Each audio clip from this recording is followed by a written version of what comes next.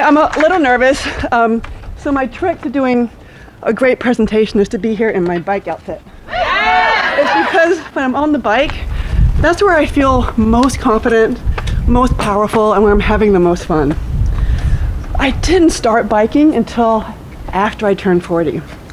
I'm 55 now, and cycling changed my life. And getting to that happy place was significant, because by the time that I was 40, I had not only navigated out of a 15-year abusive relationship, but I have been overweight and obese for about 20 years, so I'd lost about 130 pounds. So what I learned by the time that I was 40 was that I have the ability, if I see something I don't like, to make it better. And that's on me. And that was great to learn. So for the first time in a very long time, I was like a happy kid again, and I just ran with it. I explored Southeast Asia like a million times. I fell in love in Paris. I danced the streets of Havana. I biked the Alps in Italy many times. And there were two significant things that led to me starting Fierce Hazel. One was in my mid-40s, I had fibroids, so I had very heavy bleeding. Not a big deal, but I had to carry tampons in my jersey pocket, and I was embarrassed. I was a grown woman, but I was actually embarrassed to have my tampons pop up, and there was nothing on the market that served my needs as a menstruating person. Second thing was that I entered a bike race, a very epic, hardcore race, and it turned out to be very non-inclusive. Like, for example, they had women in bikinis like Hooter girls at the SAG stops to encourage you on. Yeah, they had race segments that were named after derogatory sexual positions. It was gross. A lot of women backed out, but I had been training. I had a coach. I was biking 20 hours a week. I wanted to do it. I did it. I finished. But honestly, I didn't feel that applauded or accomplished at the end. My time was a few hours more than most men, who were the majority of the cyclists there. And what I had found is that I was in a circle of people where in order to be as good as them, you had to be as fast as them. And so that joy that had gotten me into cycling, I had lost the passion a little bit. Years pass, and what do I remember?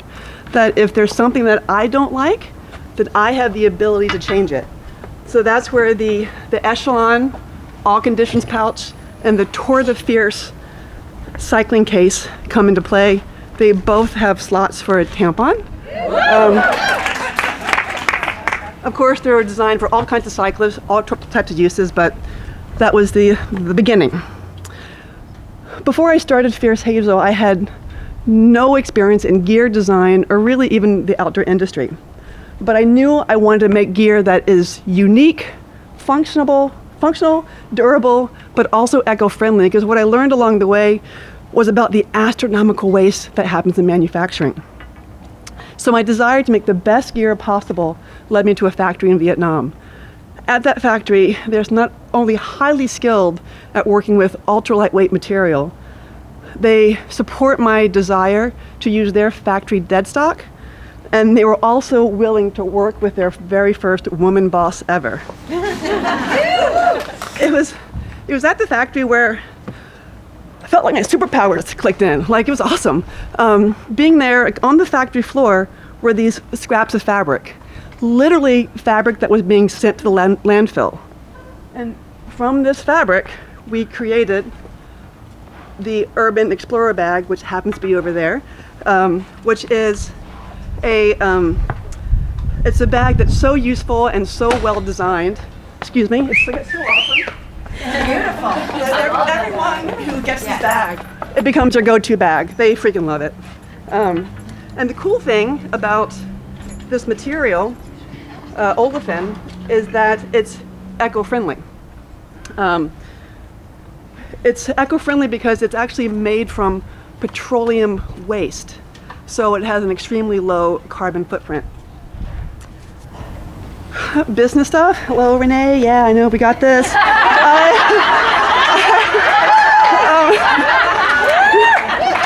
I launched about 3 months Sorry, 3 months before COVID, and actually had enough success in that first year to attract a business partner. Wasn't a good fit. It took me about a year and a half to navigate out of that, but along the way I learned more and more about business, about margins. I can even, get this, I can do a spreadsheet. Yeah. We have solid margins. Yeah, I got this.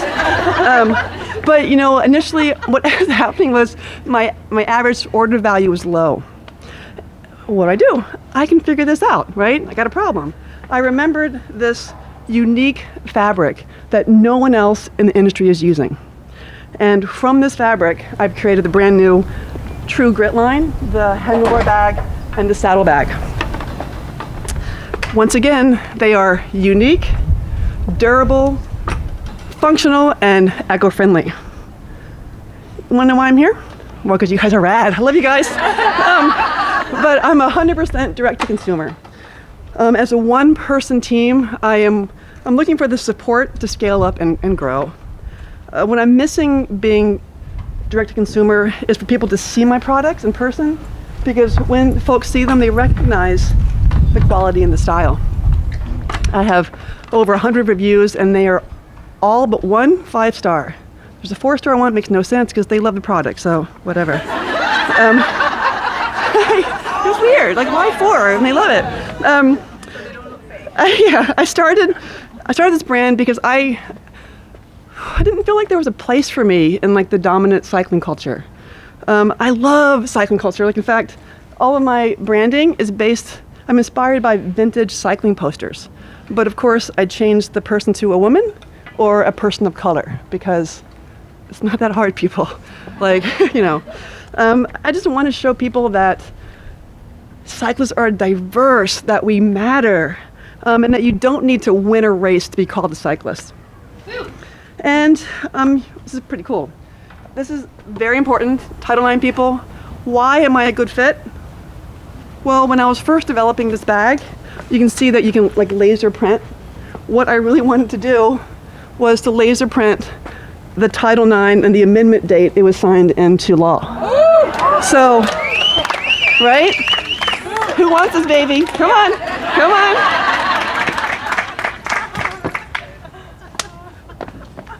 Thank you.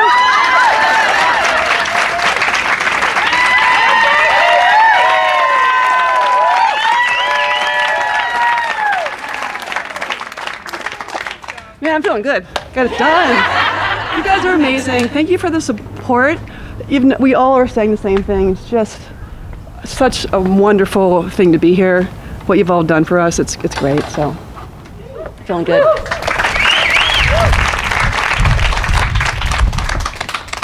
Awesome. Thank you. So what does it take to improve your margins?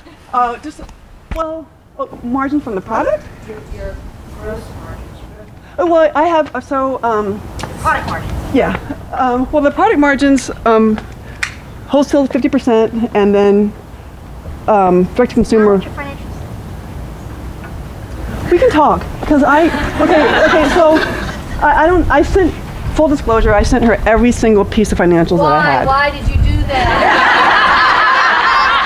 Because? Why? Number 1 rule, only give them exactly what they ask Okay, for. one, I'm learning, I have a lot of trust. I trust you guys. The first, It's not misplaced, no, but we can talk. But I am concerned about your product margins. yeah, so I launched the first couple years with these small products. The cool thing about having your own business is that you can do whatever you want. And when things got, well, no, I'm in charge. I didn't realize it at first, but I had some personal issues going on. My mother died, whatever, and I saw the margins weren't good. The average order value wasn't great. So I wanted to make higher priced items that would serve that market, because my return customer rate is about 27%. This past year and a half, I put the business kind of in pause mode where, okay, I'm telling her everything. I have these Google ads, a few. I have not changed them in a year. It's just, they're just running because I'm just concentrating. There's not a lot of money going to that right now. What I've been able to do in this past year And what I is learn more about business, really understand better marketing. I've taken some courses, some mentorships. So I'm at a point now to like take off, because I feel like I have more knowledge than I did 3 years ago. I have the money to invest in it, and I'm not at all worried about the return on the investment at this point. And I'm looking for help too. So, No, I guess my only advice then would be to know your financials, to understand these margins. If they're wrong, they're wrong. But if they're right, then how do we improve that? Is it either raising prices or looking at it may also just purely be a volume issue. You have low sales and with higher volume. Sales. Yeah. Like I really love. I mean, only selling like per month between $1,000 to $2,000, and that's me doing nothing. That's just sitting there doing. But I'm here. I'm here to learn, for support. But do you have a plan then? Yes. What is? I had What is the plan a for digital growth? marketing firm that I had been working with that I put on pause for a bit. Actually, it's so I could learn more about marketing and numbers and margins and understand A to B testing, because I had to learn that stuff because I didn't want to just be willy-nilly giving money to some agency. And so they are on deck for me to start up with them again. I have a solid budget to put towards that, because I think the online marketing, digital marketing is probably where it's at for me. I see a high return on investment.